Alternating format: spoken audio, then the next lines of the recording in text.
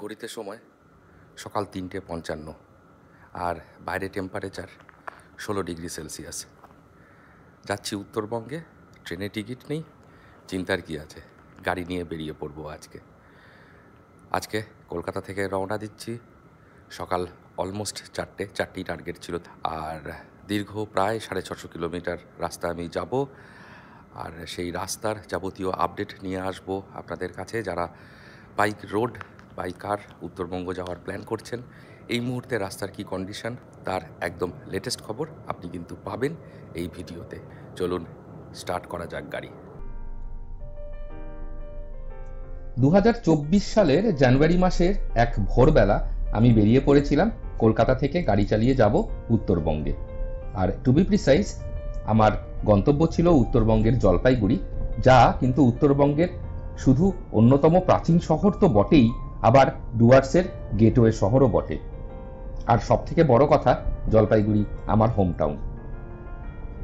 ট্রেনে টিকিট ছিল না, তাই দীর্ঘ 600 কিলোমিটার পথ পাড়ি দিতে ভরসা ছিল আমার গাড়ি। আর সেই গাড়ি, যে গাড়ি আমাকে নিয়ে গেছে আসাম থেকে মধ্যপ্রদেশ কিংবা উড়িষ্যা থেকে কালিম্পং, তাই ভরসা আছে গাড়ির ওপর।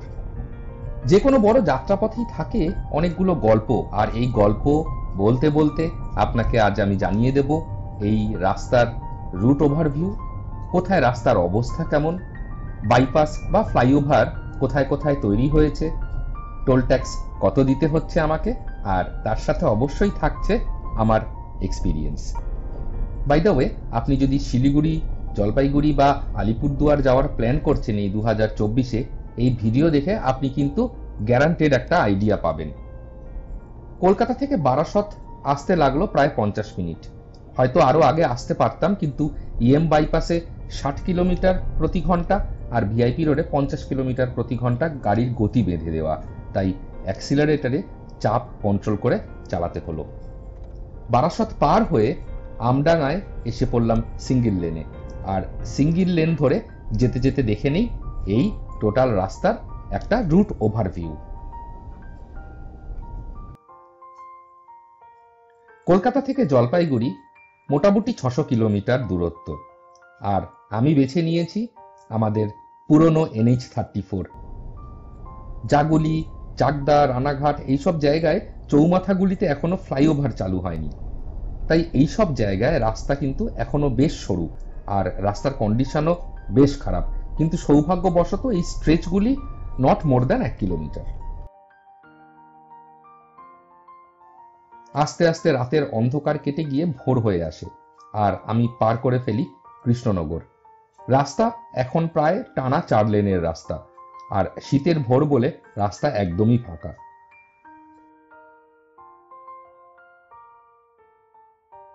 এবার দেখে নেই NH-34-এ কৃষ্ণনগর পর্যন্ত ফ্লাইওভার বা বাইপাসগুলির অবস্থা কি। জাগুলি চৌমাথা, বীরহি মোড়, চাকদহ চৌরাস্তা, রানাঘাট, ফুলিয়া, এখানে কিন্তু এখনো ফ্লাইওভার তৈরি হয়নি, কাজ চলছে। প্রথম বাইপাস ফ্লাইওভার পাওয়া যাবে কৃষ্ণনগরে এসে, যেখানে নতুন যে ফ্লাইওভার, এটি কৃষ্ণনগর টাউনকে সম্পূর্ণ পাশ কাটিয়ে আপনাকে নিয়ে চলে যাবে আরো উত্তরে। 3 ঘন্টায় বেলডাঙ্গা, প্রায় 150 কিলোমিটার। রাস্তা জায়গায় জায়গায় ভালো, জায়গায় জায়গায় খারাপ। ফুলিয়া থেকে কিন্তু 4 লেন অ্যাকচুয়াল শুরু হয়, আর তারপর প্রথম যে টোল ট্যাক্স, সেই প্রথম টোল ট্যাক্স আপনাকে দিতে হবে বেতুয়াডহরি এসে। আর আপাতত যেমন বললাম বেলডাঙ্গার কাছে। আর এখানে একটা দারুণ জিনিস দেখাচ্ছি, রাস্তার ঠিক পাশেই এখানে কিন্তু খেজুরের রস বিক্রি হচ্ছে। এই আমার পেছনে এখানে খেজুরের রস বিক্রি হচ্ছে, গুড় তৈরি করা হচ্ছে। এই যে খেজুরের রসের হাঁড়ি, আর আমি নিয়ে ফেলেছি 1 গ্লাস। এই সেই খেজুরের রস।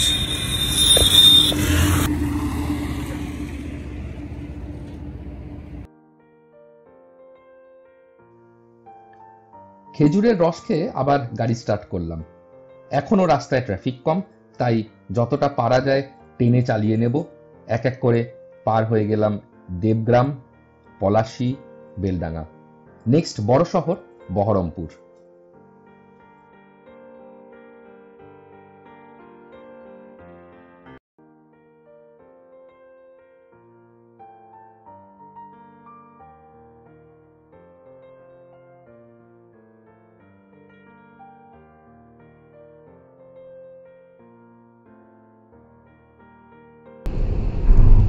কলকাতা থেকে উত্তরবঙ্গে যাওয়ার যে রাস্তা, মানে পুরনো NH-34, তার একটা বড় হার্ডেল ছিল বহরমপুর শহর ইটসেলফ। 2021-22 যতবার আমি গেছি আর ফিরেছি, বহরমপুর শহর ইটসেলফ ক্রস করতে কিন্তু 2 ঘন্টার ওপরে সময় লাগে। সেই বিশাল যে মানে ব্যথাটা ছিল, সেই ব্যথাটা সলভ হয়েছে, সেই রাস্তা দিয়ে এখন যাচ্ছি। এটা হচ্ছে বহরমপুর বাইপাস। এই বহরমপুর বাইপাস একদম বহরমপুর শহরকে বাইপাস করে নতুন একটি ব্রিজ তৈরি হয়েছে ভাগীরথী নদীর ওপর। এই ভাগীরথী নদীর ব্রিজ ক্রস করে আপনাকে নিয়ে যাবে একদম সোজা খাগড়াঘাটে।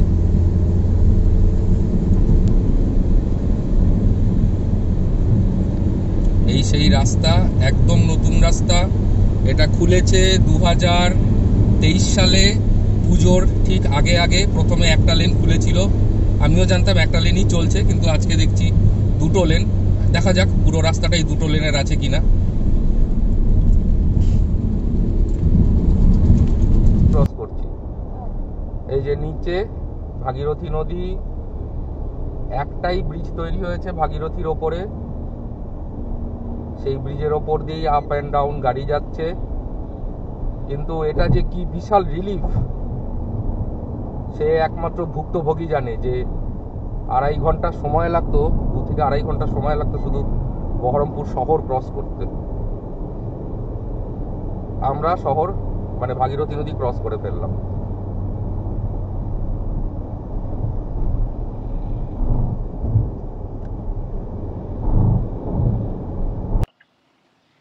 বহরমপুর ক্রস করে আরো প্রায় 50 কিলোমিটার এগিয়ে এসেছি ফারাক্কার দিকে।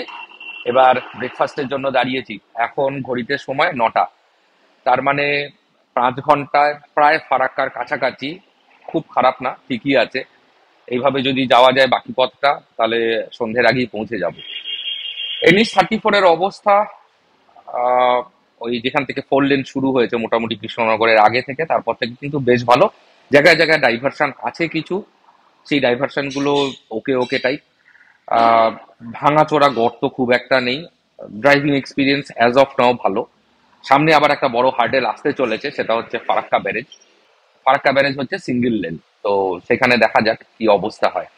আর একটা প্রবলেম আমি এটা ফেস করি সবসময় NH-34 দিয়ে উত্তরবঙ্গ গেলে, সেটা এখানে খাওয়ার হোটেলের খুব অভাব। মানে একটা পরিষ্কার পরিচ্ছন্ন ভদ্রস্থ খাওয়ার হোটেল রাস্তার পাশে নেই। সে ব্রেকফাস্টই বলুন, লাঞ্চ বলুন, আর যাই বলুন। তো যাই হোক, দেখতে দেখতে আসছিলাম, তার জন্য শেষ প্রায় আধ ঘন্টা খুব স্লো চালাতে হয়েছে। একটা মোটামুটি পেয়েছি ফাঁকা, গরম বললো রুটি তৈরি করে দেবে, সবজি অলরেডি করেছে। তো রুটি তরকারি দিয়েই ব্রেকফাস্ট, তারপরে আবার রওনা। লাঞ্চ আবার একটা কোনো হোটেল দেখে দাঁড়াতে হবে। ব্রেকফাস্ট সেরে নিয়ে আরো 1 ঘন্টা পরে এলাম ফারাক্কা। ব্যারেজে ওঠার 200 মিটার আগেই 4 লেন শেষ।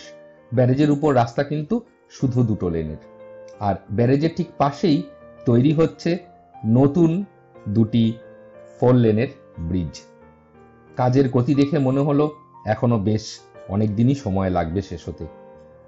ফারাক্কা ব্যারেজের ওপর গাড়ির গতিবেগ কিন্তু বেঁধে রাখতে হয় 20 কিলোমিটার প্রতি ঘন্টায়। আর এখানে গতিবেগ আরো অনেকটা কমে যায় যদি আপনি পড়েন টোটোর পেছনে। আর টোটোর পেছনে পড়লে কথাই নেই, ওর সাথে গল্প করতে করতে আপনাকে পার হতে হবে পুরো ব্যারেজ। সে যাই হোক, পাক্কা 12 মিনিট লাগলো ব্যারেজ পার হতে।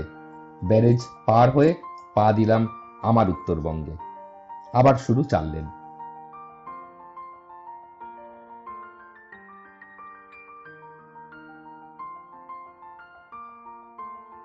এরপরে আপনি পাবেন মালদা বাইপাস, তারপর রায়গঞ্জ বাইপাস। রায়গঞ্জ বাইপাস যদিও কাজ সম্পূর্ণ শেষ, কিন্তু 2024-এর জানুয়ারি মাসে যখন আমি এখান দিয়ে যাই, তখন কিন্তু এখানে যান চলাচল শুরু হয়নি। এখন যে জায়গাটা দাঁড়িয়ে আছি এটা হচ্ছে মালদা বাইপাস। এই মালদা বাইপাসও টোটাল মালদা শহরকে বাইপাস করে আমাকে তুলে দেবে রায়গঞ্জের পথে, অর্থাৎ গাজলের দিকে। এর আগে ক্রস করে আসলাম ফারাক্কার পরে হরিশ্চন্দ্রপুর। আর যে বাইপাসের এই জায়গাটায় দাঁড়িয়েছি, এই জায়গাটা আমি একটু ইন্টেনশনালি দাঁড়ালাম একটা জিনিস দেখানোর জন্য।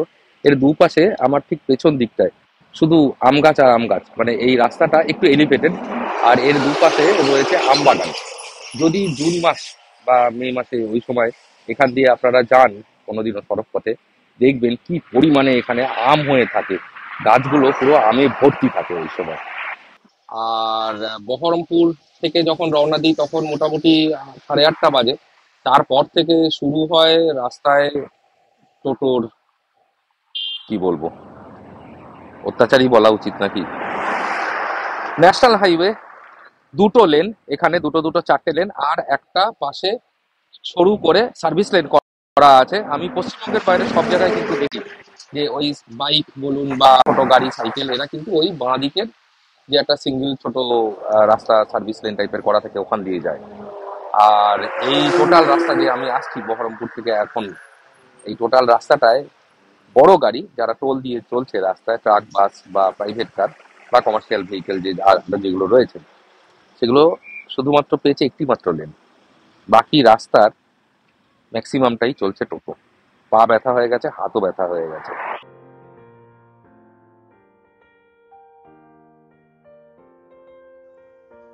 মালদা পার করে রায়গঞ্জ আরো 75 কিলোমিটার। গুগল ম্যাপ আমাকে বলছে বটে বাইপাস নিতে, কিন্তু রায়গঞ্জে ঢোকার ঠিক আগে গিয়ে দেখলাম বাইপাস চালু হয়নি এখনো, মানে এই 2024-এর জানুয়ারি মাসে। এই বাইপাস চালু না হওয়াতে আমার কিন্তু এই 7-8 মিনিটের রাস্তা পার হতে সময় লাগবে পাক্কা 30 মিনিট, মানে 20 মিনিট সময় নষ্ট কি আর করা যাবে।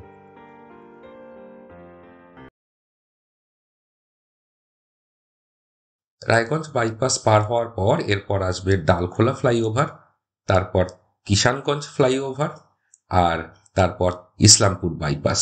এই 3টে ফ্লাইওভার বা বাইপাসের কাজ কিন্তু সম্পূর্ণরূপে শেষ। এখানে কিন্তু 4 লেনে যান চলাচল চলছে। রায়গঞ্জ পার করে ডালখোলা আরো 50 কিলোমিটার। আর এই সেই ফেমাস ডালখোলা, যেখানে লেভেল ক্রসিং এ একবার ফেঁসে গেলে 2 থেকে 3 ঘন্টা। ডালখোলার লেভেল ক্রসিং এর ভয়ে এর আগে আমি 4 বার ধরেছিলাম বেঙ্গল টু বেঙ্গল রোড, কিন্তু আজকে আর চিন্তা নেই, কারণ ডালখোলায় খুলে গেছে ফ্লাইওভার। ফ্লাইওভার ধরে পার হচ্ছি ডালখোলা, সময় লাগলো মাত্র 10 মিনিট।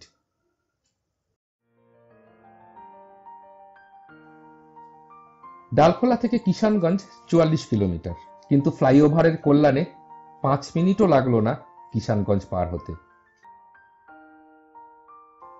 আর কিষানগঞ্জ পার হয়ে সেরে ফেললাম আমার লাঞ্চ, কিন্তু সে ছবি না দেখিয়ে বরং দেখাই আপনাকে দিগন্ত বিস্তৃত সর্ষের ক্ষেত। যত দূর চোখ যায় শুধু হলুদ রঙের ফুল আর ফুল।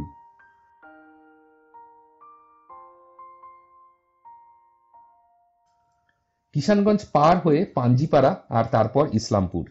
ইসলামপুরের বাইপাস অবশ্য অনেক পুরনো, সেই 2020 থেকে এই বাইপাস চালু। বাইপাস ধরেও ইসলামপুর পার হতে সময় লাগে মেরে কেটে 8 থেকে 10 মিনিট। ইসলামপুর পার করে 50 কিলোমিটার পর ঘোষপুকুর। ঘোষপুকুর থেকে রাস্তা ভাগ হয় দুভাগে। সোজা রাস্তা বাগডোগরা মাটিগাড়া হয়ে প্রবেশ করে শিলিগুড়ি শহরে, আর ডান দিকের রাস্তা গিয়ে ওঠে ফুলবাড়ি।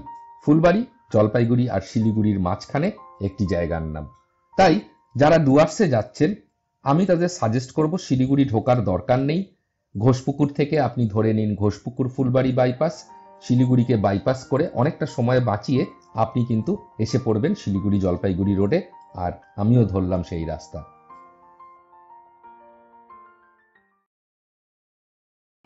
অবশেষে ডেস্টিনেশনের অনেকটা কাছে এসে পৌঁছে গেছি, আর এটাই লাস্ট একটা কথা বলে নেব।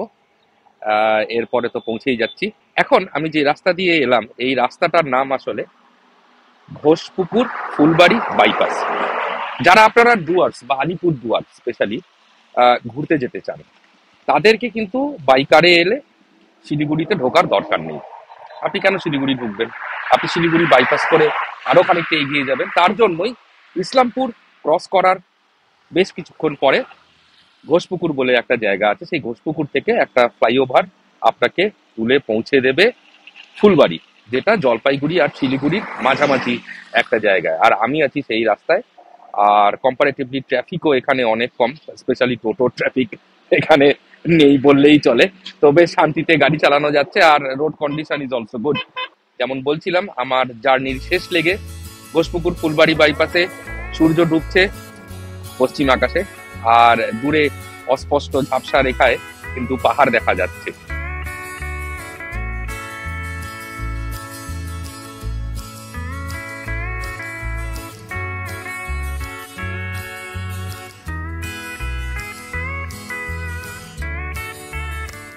ঘোষপুকুর বাইপাস ধরে ফাইনালি এসে উঠলাম ফুলবাড়ি মোড়।